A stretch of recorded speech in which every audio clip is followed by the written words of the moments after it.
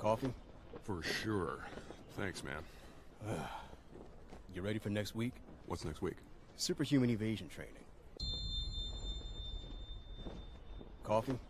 You know what coffee is, right? That hot beverage? For sure. For sure. He really wants his coffee. You ready for next week? In here, he speaks too fast. He says, "Are you ready for next week?"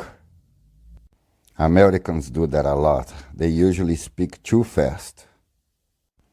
A week has 7 days. Monday, Tuesday, Wednesday, Thursday, Friday, Saturday, Sunday.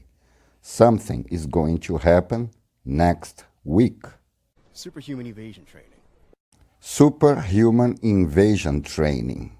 You know what a superhuman is, right? Superman, Spider-Man, Hulk. You know, people who have superpowers.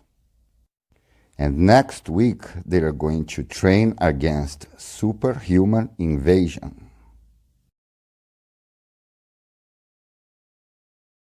I'll be back.